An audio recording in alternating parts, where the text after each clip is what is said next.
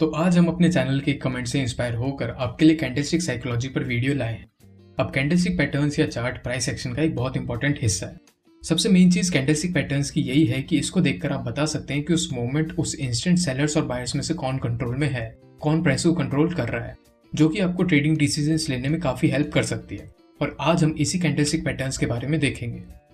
अब वैसे तो आप सबको कैंडलस्टिक्स के बारे में पता ही होगा, पर अगर किसी को नहीं पता तो कैंडलस्टिक बस एक तरह से चार्ट को पढ़ने और समझने का तरीका है।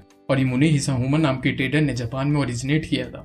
और ये कैंडलस्टिक पैटर्न पहली बार दुनिया के सामने स्टीव नाइसन ने अपनी book Japanese candlestick charting techniques के द्वारा इंट्रोड्यूस किया था। और आज हम इसी बुक से कैंडलस्टिक चार्ट्स और पैटर्न्स के बारे में सीखेंगे। तो सबसे पहले तो सिंपली देखते हैं कि इसको रीड कैसे करते हैं। देखिए, एक कैंडल हमें सिर्फ 4 चीजें बताता है: ओपन, क्लोज, हाई और लो। जिस भी टाइम फ्रेम पर हम चार्ट देख रहे हैं, जैसे अगर डेली टाइम फ्रेम है तो ये दिन का हाई होगा और ये दिन का लो, ये ओपन और ये क्लोज। उसी तरह 1 आवर टाइम फ्रेम में ये उस घंटे का हाई, उस घंटे का लो, उस घंटे में ओपन कब हुआ और क्लोज कब हुआ। अब ये तो नॉर्मल बात है कि 2 तरह के कैंडल्स होते हैं, बुलिश कैंडल्स और बियरिश कैंडल्स। बुलिश है तो प्राइस बड़ा होगा तो क्लोज ओपन से ज्यादा होगा, और उसी तरह बियरिश में प्राइस कम हुआ है तो क्लोज ओपन से छोटा होगा। अब इससे ज्यादा कैंडलस्टिक्स के इंट्रो में नहीं घुसेंगे, हमारे पास सर्टेनली इससे ज्यादा इंपॉर्टेंट मैटर है, जैसे कि ये देखना कि कैंडलस्टिक्स में लिमिटेशंस क्या क्या है। ये जानने से पहले कि इसको कैसे यूज करें और कहाँ यूज करें, पहले ये देख लेते हैं कि इसको कैसे यूज नहीं करना है, ताकि आपको वो माइंडसेट बन जाए कि कैंडलस्टिक्स को किस तरह देखना है। अब कई जगह इंटरनेट पर या यूट्यूब वीडियोज में कहते हैं कि हैमर दिखे तो स्टॉक ऊपर जाएगा, या शूटिंग स्टार दिखे तो स्टॉक को बेच दो। ये हैमर और शूटिंग स्टार की भी बातें हम जल्द ही करेंगे, लेकिन इंपॉर्टेंट बात यह है कि सिर्फ एक कैंडलस्टिक पैटर्न देखकर आप ट्रेड में एंटर नहीं हो सकते। ये सही नहीं है। एटलीस्ट अगर कोई लॉन्ग टर्म ट्रेडर है तो उसके लिए तो बिल्कुल नहीं। जैसा कि मैंने पहले कहा कि एक कैंडल बस उस इंस्टेंट या मोमेंट की बात बताता है कि कौन ज्यादा पावरफुल है, उससे ज्यादा कुछ नहीं। अब किसी दिन या किसी घंटे हो सकता है कि सेलर्स बायर से ज्यादा हों तो शूटिंग स्टार बन गया, पर इसका मतलब ये नहीं कि उस हफ्ते या उस पूरे दिन स्टॉक नीचे ही गया हो। तो हमारे ट्रेड में घुसने का इकलौता रीजन ये तो नहीं होना चाहिए। कैंडलस्टिक्स बड़ी पिक्चर नहीं बताते हैं और प्राइस कैसे मूव कर रहा है ना ही ये बताते हैं। तो आपको सबसे पहले तो ये समझना होगा कि सिर्फ कैंडलस्टिक्स अपने आप में कोई ट्रेडिंग सिस्टम नहीं है। हाँ, ये सही ट्रेडिंग डिसीजंस लेने में जरूर मदद करता है, लेकिन सिर्फ इसी के बेस पे ट्रेड नहीं लिया जा सकता है। एक ट्रेडिंग स्ट्रेटेजी में trade setup, risk management, trade management, ये सब होता है, जिसमें एंट्री कहाँ लेनी है, एग्जिट कहाँ लेनी है, ये सब पता लगना चाहिए। कैंडलस्टिक्स पैटर्न्स को एक तरह से एंट्री और एग्जिट का पार्ट जरूर कह सकते हैं कि बायर्स का कंट्रोल कहाँ बढ़ रहा है या सेलर्स मार्केट में ज्यादा पावरफुल हो रहे हैं या नहीं, पर मेन ट्रेड सेटअप ये नहीं है। तो सिर्फ इनके पैटर्न्स देखकर ट्रेड ना करें। चलिए अब कैंडलस्टिक्स के पीछे का प्राइस एक्शन समझते हैं। कैंडलस्टिक पैटर्न्स को अच्छे से समझने के लिए आपको बस ये एक लेसन की जरूरत है। आपको कोई भी कैंडलस्टिक पैटर्न याद करने की जरूरत नहीं है, जो कि हमने अभी तक बताया भी नहीं है। पर ये जितने भी hammer, shooting star, engulfing pattern, आपको कुछ भी मेमोराइज करने की जरूरत नहीं है, अगर आप कैंडलस्टिक के बारे में ये 3 चीज जानते हैं और समझते हैं। तो कैंडलस्टिक जैसा कि मेनली ये बताते हैं कि कौन कंट्रोल में है, बायर ज्यादा पावरफुल है या सेलर्स। तो ये चीज हमें कैंडल की बॉडी बताती है, length of the body show who is in the control. और विक्स हमें प्राइस रिजेक्शन बताते हैं, मतलब किसने प्राइस रिजेक्ट किया है। और बॉडी का विक्स से रेशियो पूरी पिक्चर दिखाते हैं। तो किसी कैंडल को समझने के लिए आपको ये सोचना होगा कि वो कैंडल आखिरकार बना कैसे होगा। देखिए, लड़ाई में बायर्स और सेलर्स दोनों हैं, पर पावरफुल कौन है अभी। तो हम देखते हैं कि आखिरकार जीता कौन। अगर कैंडल ग्रीन है तो बायर जीते, बुल्स जीते, और अगर कैंडल रेड है तो सेलर जीते, बियर्स जीते। ये नॉर्मल ऑब्जर्वेशन हो गई, लेकिन don't forget about wicks. Wicks हमें बताते हैं कि कितना स्ट्रगल हुआ है। अब इन दोनों कैंडल्स को देखें, दोनों में बॉडी ग्रीन है, जो दिखाता है कि दोनों में बायर्स ही जीते हैं। पर इसमें देखें कि विक ऊपर की तरफ ज्यादा बढ़ी है और इसमें विक नीचे की तरफ। हम इससे क्या इंप्लीकेशंस निकाल सकते हैं? अगर हम पहले में देखेंगे तो प्राइस आखिरकार क्लोज लो के पास हुआ है, मतलब बायर्स ने कोशिश तो की प्राइस बढ़ाने की, पर सेलर्स ने प्राइस खींच के नीचे कर दिया। इसी को प्राइस रिजेक्शन कहते हैं। सेलर्स ने हायर प्राइसेस को रिजेक्ट किया है, और दूसरे में प्राइस आखिरकार क्लोज हाई के पास हुआ है, मतलब सेलर्स ने कोशिश तो की प्राइस गिराने की, लेकिन बायर्स ने खींच के प्राइस ऊपर ही रखा, हाई के पास, मतलब बायर्स ने लोअर प्राइसेस को स्ट्रॉन्ग रिजेक्शन दिया है।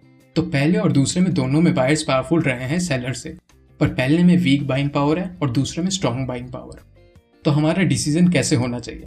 अगर हम अपना ट्रेड सेटअप देख रहे हैं जिसमें प्राइस के ऊपर जाने के चांसेस हैं, और तब हमें ऐसा कोई कैंडल दिखता है जिसमें स्ट्रॉन्ग बाइंग पावर है और बायर्स कंट्रोल में है, तो ये एक एंट्री ट्रिगर की तरह काम कर सकता है, एक कंफर्मेशन की तरह। चलिए और अच्छे से बॉडी और विक्स को समझते हैं। देखिए, यहाँ इस कैंडल में बॉडी बड़ी है और उसके कंपैरेटिव विक्स छोटे हैं, मतलब उतना प्राइस रिजेक्शन नहीं हुआ है, जो बताता है कि बायर्स कंट्रोल में है। और इस कैंडल के एग्जांपल में बॉडी भी छोटी है और विक्स भी छोटे हैं, और दोनों तरफ के विक्स की लेंथ भी सेम है, मतलब बायर्स और सेलर्स दोनों इक्विलिब्रियम में है। तो बायर्स और सेलर्स दोनों में से किसी के ऊपर डिसीजन लेना मुश्किल है, मतलब इस कैंडल में इनडिसीजन है। और ये तीसरा एग्जांपल, इसमें प्राइस हाई पर क्लोज हुआ है और बायर्स कंट्रोल में, और विक की लेंथ देखें जो कि प्राइस रिजेक्शन बताता है, जिसका मतलब है कि लोअर प्राइसेस को रिजेक्ट किया गया है। और ये बहुत स्ट्रॉन्ग प्राइस रिजेक्शन है क्योंकि बॉडी की रिलेटिव विक की लेंथ बहुत बड़ी है। अगर आपको विक्स की लेंथ बॉडी की लेंथ से एटलीस्ट 2 टाइम्स लग रही है तो वो एक स्ट्रॉन्ग प्राइस रिजेक्शन है। तो ये एक स्ट्रॉन्ग बाइंग पावर दिखाता है। अब और कुछ ऑपोजिट एग्जांपल्स ये हैं। यहाँ पे एक बहुत छोटा सा विक है और बॉडी बड़ी है, जो दिखाता है कि सेलर्स कंट्रोल में है। दूसरे में दोनों तरफ का प्राइस रिजेक्शन सेम सा है और बॉडी छोटी है, तो कह सकते हैं कि दोनों बायर्स और सेलर्स सेम कंट्रोल में है। बाकी प्राइस लो के पास ही क्लोज हुआ है तो थोड़ा सेलर्स को कंट्रोल में कह सकते हैं। अब तीसरा एग्जांपल, इसमें बॉडी छोटी है इस लॉन्ग विक के कंपैरिजन में, जो कि एक स्ट्रॉन्ग प्राइस रिजेक्शन दिखाता है। हायर प्राइसेस को रिजेक्ट किया गया और सेलर्स कंट्रोल में, तो ये सेलर्स की स्ट्रेंथ दिखाते हैं। याद रखिएगा कि किसी भी कैंडलस्टिक पैटर्न को पढ़ने समझने के लिए ये 3 चीजें नोटिस करें: बॉडी, विक्स और body to wick ratio. Body की लेंथ ये बताती है कि कौन कंट्रोल में, विक्स की लेंथ प्राइस रिजेक्शन बताती है, और उन दोनों का रेशियो सारी कहानी बताती है। सोचिए कि एक कैंडल कैसे बना होगा, उस घंटे या उस दिन में क्या हुआ होगा, तो आपको खुद ही सारी कहानी पता चल जाएगी कि उस मोमेंट कौन कंट्रोल में। इस तरीके से आप उस टाइम के प्राइस एक्शन को समझ सकते हैं। तो चलिए अब इसी तरीके को यूज करके कुछ फेमस कैंडलस्टिक पैटर्न्स देखते हैं और समझते हैं कि वो मार्केट के बारे में हमें क्या बता रहे हैं।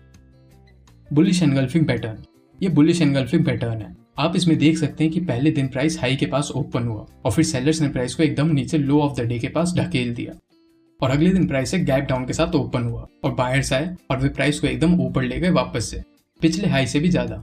अब इसमें दूसरा कैंडल, बुलिश कैंडल, अपने पिछले कैंडल को पूरी तरह से कवर करता दिख रहा है, बिल्कुल उसका इफेक्ट को गायब करता दिख रहा है।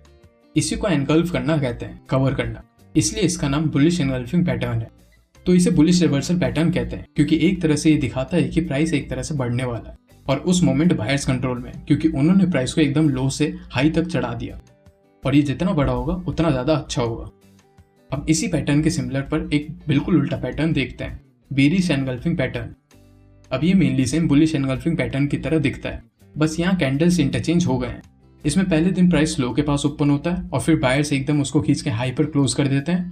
फिर प्राइस अगले दिन गैप अप के बाद हाई पर ओपन होता है और इसमें सेलर्स आते हैं और प्राइस को एकदम पिछले लो से भी नीचे ढकेल देते हैं। तो इसमें बेयरिश कैंडल पिछले कैंडल को कवर कर रही है, इसलिए इसको बेयरिश एनगल्फिंग पैटर्न कहते हैं।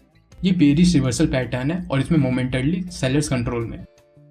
अब आपको इन पैटर्न्स में ये नोट करने की जरूरत है कि ऐसा हो सकता है कि आपको ये सेम टू सेम मार्केट में ट्रेड करते वक्त ना दिखे, इसके जैसा या इसकी स्टोरी जैसा दिखे, और तब आपको वो लेसन याद करना है जिसमें हमने कैंडलस्टिक पैटर्न पढ़ना सिखाया था। हो सकता है कि कैंडल बिना किसी गैप के आए या कोई थोड़ा नीचे या ऊपर क्लोज ओपन हुए, पर आपको ये समझना होगा कि मेन बात यह है कि आगे आने वाला कैंडल पिछले कैंडल के इफेक्ट को खत्म करता हुआ दिखना चाहिए, और ये बताता है कि अभी कौन कंट्रोल में है। और ये चीज आप बिना किसी फेमस पैटर्न को पढ़े भी पता लगा सकते हैं, अगर आपको कॉन्टेक्स्ट पता हो और बेसिक्स क्लियर हो। चलिए अगले पैटर्न पर चलते हैं, पियर्सिंग पैटर्न। अब ये पैटर्न बुलिश एनगल्फिंग पैटर्न का ही वेरिएशन है। इसमें सेकंड कैंडल की लेंथ पिछले कैंडल की लेंथ से बड़ी नहीं होती है, मतलब ये पिछले कैंडल को कवर नहीं कर रही है, पर हाँ इसकी बॉडी की लेंथ पिछले कैंडल की आधी बॉडी से ज्यादा होनी चाहिए, तभी ये बुलिश रिवर्सल पैटर्न कहा जाएगा। बस ये बुलिश एनगल्फिंग पैटर्न से थोड़ा वीक पैटर्न है, और जैसा कि मैंने अभी बताया ये बहुत पॉसिबल है कि आपको सेम पैटर्न ना दिखे, इसलिए उन पैटर्न के पीछे साइकोलॉजी और स्टोरी को समझें, ताकि आप भी चार्ट्स पैटर्न को देख के ये सब ऑब्जर्व कर पाएं कि सेलर्स बायर्स में से कौन कंट्रोल में और मार्केट में अभी क्या चल रहा है। तो आपको एनगल्फिंग पैटर्न और पियर्सिंग पैटर्न अलग अलग याद करने की जरूरत भी नहीं है। अगर आपको एक के पीछे भी साइकोलॉजी समझ आ गई तो आप चार्ट देखकर भी उसके जैसे पैटर्न्स ढूंढ लेंगे। पियर्सिंग पैटर्न की तरह हमारे पास एक बियरिश रिवर्सल पैटर्न है, dark cloud cover. Dark cloud cover भी बियरिश एनगल्फिंग पैटर्न का ही वेरिएशन है। इसमें भी सेकंड कैंडल की बॉडी उतनी बड़ी लेंथ की नहीं होती है, पिछले कैंडल से छोटी होती है। तो ये भी एक बियरिश रिवर्सल पैटर्न है, secondary to bearish engulfing pattern, और सेलर सभी के लिए कंट्रोल में है। नोट करिए कि बियरिश कैंडल अपने पिछले कैंडल की आधी बॉडी से नीचे क्लोज हो रही है। चलिए अब बड़े ही फेमस पैटर्न को देखते हैं, हैमर। ये भी एक बुलिश रिवर्सल पैटर्न है और एक सिंगल कैंडल से बनता है और थोड़ा इस तरह दिखता है, हैमर जैसा।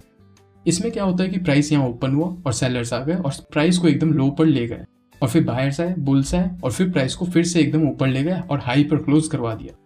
तो इससे ये पता चलता है कि सेलर्स और बायर्स की काफी लड़ाई हुई है। सेलर्स ने शुरू में कंट्रोल लेने की कोशिश की, लेकिन बायर्स ने लास्ट में प्राइस को एकदम ऊपर पहुंचा दिया। इसमें एक स्ट्रॉन्ग प्राइस रिजेक्शन दिखता है, बायर्स लोअर प्राइसेस को रिजेक्ट करते हुए दिख रहे हैं। इसमें ये चीज़ देखना इंपॉर्टेंट है कि विक की लेंथ बॉडी की लेंथ से कम 2 गुना होनी चाहिए, तभी इसे हैमर कहेंगे। अब इसको हैमर नहीं कहेंगे क्योंकि विक बहुत छोटी है, और जितना बड़ा विक होगा उतना ज़्यादा प्राइस रिजेक्ट हुआ है, उतना ज़्यादा प्राइस चल के ऊपर हाई के पास आया है, और ऑब्वियसली ये एक बुलिश रिवर्सल पैटर्न है और बायर्स इस मोमेंट कंट्रोल में है। अब अगर आप एक चीज़ नोटिस करेंगे तो देखेंगे कि 1 घंटे के टाइम फ्रेम पर बुलिश एनगल्फिंग पैटर्न के दोनों कैंडल्स को जोड़ के हम 2 आवर टाइम फ्रेम पर एक हैमर बना सकते हैं। इसको कैंडलस्टिक्स को कंबाइन करना कहते हैं। इसमें छोटे टाइम फ्रेम के कैंडल्स को कंबाइन करके बड़े टाइम फ्रेम पर मार्केट को और अच्छे से समझ सकते हैं। आप वैसे हर पैटर्न में ये देख पा रहे होंगे कि हमें मेनली बॉडी, विक्स और उनके रेशियो पर ध्यान देना है, उसी से सारी चीज़ें क्लियर हो जाती हैं। चलिए अब हैमर का उल्टा शूटिंग स्टार देखते हैं। आपने अभी तक ये नाम पहले भी इस वीडियो में कई बार सुन लिया होगा। आइए समझते हैं कि ये कैसा दिखता है। तो शूटिंग स्टार इस तरह दिखता है, उल्टा हैमर। प्राइस यहाँ ओपन हुआ, बायर्स आए, प्राइस को एकदम ऊपर पहुंचा दिया एब्सोल्यूट हाई पर, फिर सेलर्स आए और प्राइस को खींच के वापस लो के पास क्लोज करवा दिया। तो इसको देखकर आप कह ही सकते हैं कि ये बुलिश रिवर्सल पैटर्न है और सेलर्स अभी कंट्रोल में। और याद रखें, लेंथ ऑफ विक बॉडी की लेंथ से कम 2 गुनी होनी चाहिए। अगला कैंडलस्टिक पैटर्न है डोजी। वैसे डोजी की कई वेरिएशंस हैं, पर उसकी डेफिनेशन ये है कि ओपन और क्लोज एक ही सेम प्राइस पर हो। और डोजी के प्राइस एक्शन को समझने के लिए हमें मेनली विक पर ध्यान देना होता है। विक की लेंथ कितनी है, कितना रेशियो है दोनों ऊपर और नीचे के विक में, ये सब। अगर दोनों ऊपर नीचे की विक की लेंथ सेम लग रही है तो मतलब बायर्स और सेलर्स सेम है, इक्विलिब्रियम में। पर अगर कोई डोजी ऐसा है जिसमें ऊपर वाली विक लंबी है, मतलब हाई प्राइसेस को काफी रिजेक्ट किया गया है, तो इसे ग्रेवस्टोन डोजी कहते हैं और इसमें सेलर्स ज्यादा कंट्रोल में है। और उसी तरह अगर नीचे वाली विक की लेंथ बड़ी है तो लोअर प्राइस को रिजेक्शन मिला है और बायर्स मोमेंटरली कंट्रोल में, और इसको ड्रैगन फ्लाई डोजी कहते हैं। तो ये सब ही डोजी है, बस इसके अलग अलग वेरिएशंस है, जो अगर आप विक्स को समझना जानते हैं तो आपके लिए समझना आसान है। अब हो सकता है कि जरूरी ना हो कि ओपन और क्लोज एकदम सेम प्राइस पर ही हो, पर अगर बॉडी बहुत छोटी है, मतलब उतना कोई कंक्लूजन देने के लिए बॉडी की लेंथ नहीं है, तो उसे भी डोजी कह सकते हैं। ये आपको खुद मार्केट में देख के पता चल जाएगा। अगला कैंडलस्टिक पैटर्न है morning star. Morning star 3 candle से बनता है और ऐसा दिखता है। इसमें पहला बियरिश कैंडल है जो बताता है कि सेलर्स कंट्रोल में है, फिर एक डोजी है मतलब बायर्स और सेलर्स इक्विलिब्रियम में है, और फिर एक बुलिश कैंडल है मतलब बायर्स कंट्रोल में। अब इससे हमें ये पता चल रहा है कि शुरू में सेलर्स कंट्रोल में थे, और ऐसा देखा जाता है कि जब कोई कंट्रोल में होता है तो ट्रेंड मेनली उसी के डायरेक्शन में मूव करता है। लेकिन इसमें क्या हुआ कि अगला कैंडल डोजी निकला, मतलब दोनों इक्विलिब्रियम पर है, मतलब बायर्स और सेलर्स दोनों कंट्रोल में। और तीसरा कैंडल ये साफ कर देता है कि बायर्स कंट्रोल में आ गए हैं। तो ये भी एक बुलिश रिवर्सल पैटर्न है। और मैं फिर से ये बात बता दे रहा हूँ कि ये सब बुक्स के डेफिनेशन से उठाई गई है, और असल मार्केट में बिल्कुल सेम पैटर्न दिखे ये जरूरी नहीं है। हो सकता है कि इनमें से कोई कैंडल छोटी बड़ी हो या डोजी परफेक्ट डोजी ना हो, उसका भी कोई वेरिएशन हो। तो उस वक्त आपको उन्हें समझना होगा और उनके पीछे के प्राइस एक्शन को सोचना होगा कि सेलर्स पहले कंट्रोल में थे, फिर इक्विलिब्रियम में अनडिसाइडेड टाइप कैंडल आया और फिर वापस बायर्स कंट्रोल में आ गए। आपको इस तरह मार्केट में कैंडलस्टिक्स को समझना होगा, इसलिए पैटर्न से पहले उसका कॉन्टेक्स्ट समझना इंपॉर्टेंट है, ताकि आप मार्केट में प्राइस एक्शन को अच्छे से देख और समझ सकें। अब मॉर्निंग स्टार का एकदम उल्टा पैटर्न है इवनिंग स्टार। ये भी 3 कैंडल से मिलकर बनता है और इसमें पहले बायर्स कंट्रोल में होते हैं, फिर एक इंडिसीजन कैंडल और फिर सेलर्स कंट्रोल में आकर प्राइस को लो के पास फेंक देते हैं। अब अगर आप सिर्फ सेकंड और थर्ड कैंडल को देखेंगे तो ये किस तरह का पैटर्न लग रहा है, बिल्कुल बियरिश एनगल्फिंग पैटर्न की तरह, क्योंकि इसने पिछले कैंडल को पूरी तरह से कवर कर रखा है। तो ऐसे ही आपको भी हर पैटर्न के वेरिएशंस मिल जाएंगे और आपको उनके पीछे की साइकोलॉजी पता करनी होगी। सो इवनिंग स्टार एक बियरिश रिवर्सल पैटर्न है और सेलर्स अभी मोमेंटरली कंट्रोल में, और जितना बड़ा पैटर्न होगा उतना अच्छा। अब यही थे कुछ कैंडलस्टिक पैटर्न जो आपको कैंडलस्टिक समझने के लिए काफी है। अब बुक में ऐसे इनके 2-3 गुने और ज्यादा पैटर्न्स डिस्कस किए गए हैं। इन सब के मिक्स और कंबाइन करके भी पैटर्न्स को डिटेल में डिस्कस किया गया है, पर मेन यही थे। और अगर आपको कैंडलस्टिक्स देखकर उसका प्राइस एक्शन सोचना समझना आ गया तो आपको इन सबको याद करने की भी जरूरत नहीं है। लेकिन फिर भी अगर आपको इंटरेस्ट है और कैंडलस्टिक्स के बारे में और ज्यादा जानना चाहते हैं तो आपके लिए इससे अच्छी बुक कोई नहीं है। तो यही थे कुछ मेन इंपॉर्टेंट पॉइंट्स जो आपको कैंडलस्टिक्स के बारे में पता होना जरूरी है। याद रखें, कैंडलस्टिक पैटर्न्स को आइसोलेशन में ट्रेड ना करें, इसको बस एज ए कंफर्मेशन या एंट्री ट्रिगर की तरह देखें और मार्केट में क्या चल रहा है ये समझने के रूप में। और याद रखिए कि किसी भी कैंडल या पैटर्न को समझने के लिए आपको बस 3 चीजों पर ध्यान देना चाहिए, बॉडी, विक्स और बॉडी टू विक रेशियो। और किसी पैटर्न को समझने के लिए उसके पीछे के प्राइस एक्शन को सोचें कि वो कैसे बना होगा। तो यही थी आज के लिए वीडियो। कैसी लगी आपको ये वीडियो हमें कमेंट करके जरूर बताएं, और अगर आपको ये पसंद आई तो इसे लाइक करें और शेयर करें। और ऐसी ही ट्रेडिंग, इन्वेस्टिंग और पर्सनल फाइनेंस रिलेटेड कंटेंट के लिए हमारे चैनल को सब्सक्राइब करें। देखने के लिए धन्यवाद।